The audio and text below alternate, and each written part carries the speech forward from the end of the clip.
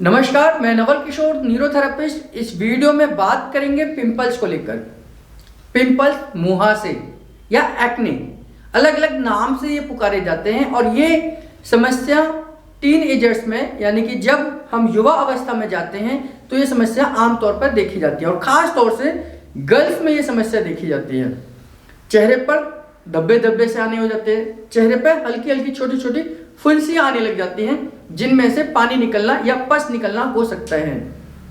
Face पर काले काले धब्बे बन जाते हैं, फेस एकदम खराब हो जाता है, पिगमेंटेशन हो जाती है और खास तौर से गर्ल्स को तो इतना ज़्यादा कॉम्प्लेक्स हो जाता है कि वो कहीं बाहर भी नहीं निकल पाती। तो इनके विषय पर बातचीत करूंगा ताकि आप कुछ प्रिकॉशन ले सकते हैं, कुछ गलतियां कर रहे हैं तो उनको सुधार सकते हैं, जिसकी वजह से आप पिंपल्स या मुहासे या एक्ने की समस्या का सामना आसानी से कर सकते हैं। और इसको या तो वो होगी नहीं, अगर होगी भी तो वो माइल्ड होगी और वो आपको ज़्यादा परेशान नहीं करेगी। तो पहले तो इसके कारण को समझ लेते हैं, किस किस कारणों से होता है, और फिर मैं आपको बताऊंगा कि हमें क्या इनटेक करना चाहिए, ये बताता हूँ। तो ये किन लोगों को ज़्यादा हो सकता है? जो युवा वर्ग यानी कि जो यंगस्टर्स चिकन मसालेदार भोजन का ज़्यादा इस्तेमाल करते हैं। आपने देखा है कि आजकल जो यंग जनरेशन है, और ये जनरेशन की मैं बात कर रहा हूँ 13 साल से लेकर 17 साल तक की, यानी कि 13 से लेकर 17-18 साल तक की इस उम्र में सबसे ज़्यादा पिंपल्स होने के चांसेस हैं, क्योंकि इस समय पर बॉडी के अंदर हार्मोन्स चेंजेस होते हैं। इस समय पर सेकेंडरी सेक्स कैरेक्टर्स डेवलप होते हैं। फीमेल्स के अंदर ब्रेस्ट का डेवलप होना, मेल के अंदर दाढ़ी मूंछ का आना, फीमेल के अंदर आवाज में चेंजेस होना, मेल के अंदर आवाज का भारीपन हो जाना, फीमेल्स के अंदर बॉडी का शेपिंग होना, मेल के अंदर मसल्स का बनना, ये सारे के सारे सेकेंडरी सेक्स कैरेक्टर्स ये डेवलप होते हैं। और इसकी वजह से आपके अंदर डाइजेशन की वजह से, कुछ चीज़ों की वजह से हार्मोन इनबैलेंस हो जाते हैं। ये बैलेंसिंग की समस्या, जैसे कि अगर हम गर्मी से सर्दियों में जा रहे हैं तो एक वेदर चेंज होता है और इस समय पर कई लोगों को परेशानियां हो सकती हैं, बीमारी आ सकती है। तो जब मौसम बदल रहा हो तो हमें ध्यान करना चाहिए कि हमें हल्का फुल्का ही खाना खाना चाहिए, हमें अपनी इम्यूनिटी को स्ट्रॉन्ग करके रखना चाहिए कि बदलते मौसम में आपको कोई समस्या ना आए। ये एक जनरल उदाहरण है। इसी तरीके से जब हम बाल अवस्था से युवा अवस्था में जाते हैं, यानी कि 13 एज को क्रॉस कर 15, 16, 17 साल में जाते हैं, हम युवा बनते हैं। उस एज में जाते समय हमारे शरीर के अंदर हार्मोनल चेंजेस हो रहे होते हैं और उस समय पर बॉडी को बैलेंस रखना बहुत जरूरी है। तो हम कहाँ गलतियां करते हैं? उस एज में अगर हम चिकन वगैरह नॉन वेज का ज़्यादा इस्तेमाल करें या मसालेदार खाना खाएं तो ये हार्मोन्स पर गड़बड़ कर सकती है और पेट में हीट हो जाती है, पेट में गर्मी हो जाती है।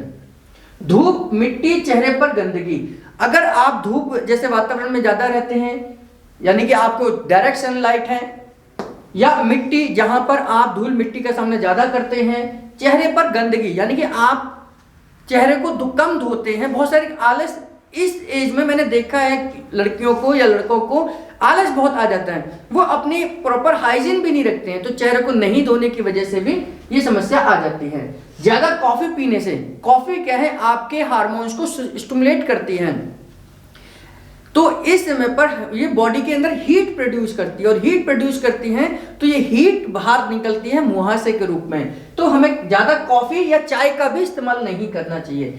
जंक फूड का इस्तेमाल, इस एज के ग्रुप यानी कि एज ग्रुप के लोग 13 से लेकर 17 साल तक के बच्चे, गर्ल्स या बॉयज़ सबसे ज़्यादा जंक फूड का इस्तेमाल करते हैं। पिज्ज़ा है, बर्गर है, चाउमीन है, नूडल है, कोल्ड ड्रिंक है, इन सब में ऐसे मसाले का इस्तेमाल किया जाता है जो आपको स्मेल तो अच्छी देते हैं लेकिन ये हेल्दी नहीं होते। जैसे किसी आप चाउमीन की दुकान के पास से गुजरिए तो वहां पर आपको खाने का मन करेगा, लेकिन चाउमीन आपके लिए हेल्दी नहीं है, ये सब लोग जानते हैं। उसके अंदर न्यूट्रिशन वैल्यू 0 है, लेकिन फिर भी हम चाउमीन खाते हैं। तो हमें फास्ट फूड से बचना चाहिए।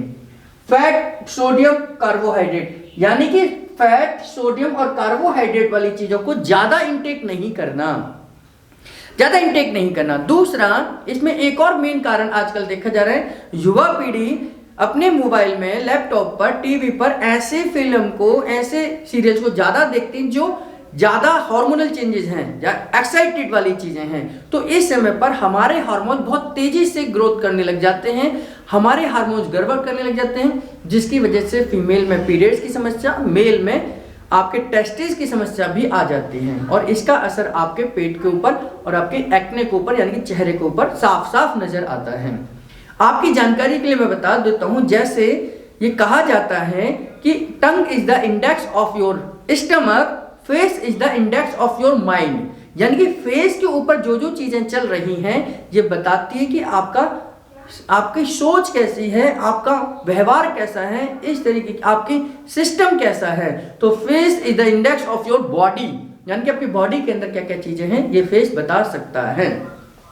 क्या करना चाहिए? तो हमें विटामिन ए से भरपूर खाने का इस्तेमाल करना चाहिए। गाजर, चुकंदर, आंवला, अदरक, पुदीना, मेथी, पालक, बथुआ, ये का इस्तेमाल ज्यादा करना चाहिए। गाजर, पपीता जो अभी मैंने आपको बताया, कद्दू यानी कि काशी फल, टमाटर का इस्तेमाल करना चाहिए और वसा युक्त, अगर आप नॉन वेज खाने के शौकीन हैं तो हमें फिश का इस्तेमाल करना चाहिए, चिकन और मटन का इस्तेमाल नहीं करना चाहिए।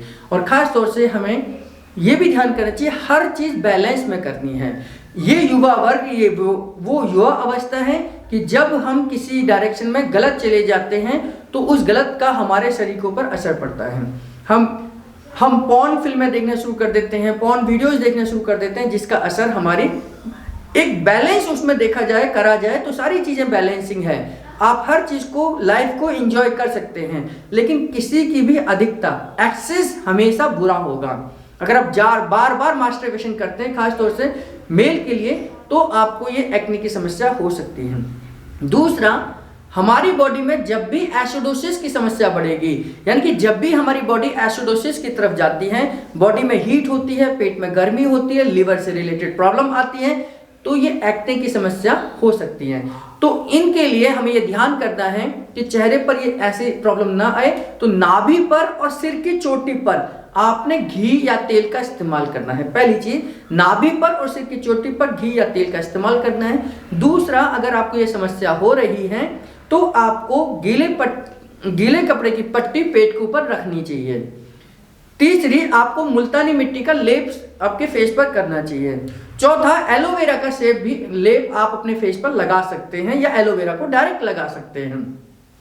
और अच्छी बात यह है कि आपको पसीना अच्छा आना चाहिए, क्योंकि पसीना जब अच्छा आएगा तो बॉडी से टॉक्सिन्स अपने आप बाहर निकलेंगे और ये एक्ने या पिंपल्स की समस्या से बच सकते हैं। सबसे ज्यादा महत्वपूर्ण जरूरत यह है कि इस समय पर आपकी बॉडी में जो चेंजेस आ रहे हैं उसके लिए योग प्राणायाम आप कर सकते हैं, अपनी बॉडी के हार्मोन्स को कंट्रोल कर सकते हैं, क्योंकि ये जो एज की प्रोसेस है इस समय पर इस एज ग्रुप से सभी लोग गुजरते हैं, लेकिन कौन इसको कंट्रोल के साथ जीता है, कौन इस पर फिसल जाता है, ये डिपेंड करता है कि आपको आने वाले समय में कौन कौन सी समस्याएं आ सकती हैं। और खास तौर से लास्ट में यही आपको संदेश दूंगा, यही रिक्वेस्ट करूंगा, पानी का इंटेक अच्छा रखना है। पानी जितना आप अच्छा पिएंगे उतनी बॉडी से टॉक्सिन्स यूरिन के माध्यम से, स्टूल के माध्यम से पसीने के रूप में निकलते चले जाएंगे। तो मैं उम्मीद करता हूं कि ये टॉपिक आपको समझ आया होगा। अपने बच्चों को, अपने फ्रेंड्स को, अपने आसपास के लोगों को जो इस उम्र से गुजर रहे हैं उन लोगों तक इस वीडियो को जरूर शेयर करें, अपने दोस्तों को शेयर करें, ताकि उन्हें पता चले कि हाँ वो गलतियां कर रहे हैं, उन गलतियों को तुरंत रोका जाए और इस बीमारी से बच सकें। ऑल द बेस्ट, आप सबको ढेर सारी शुभकामनाएं।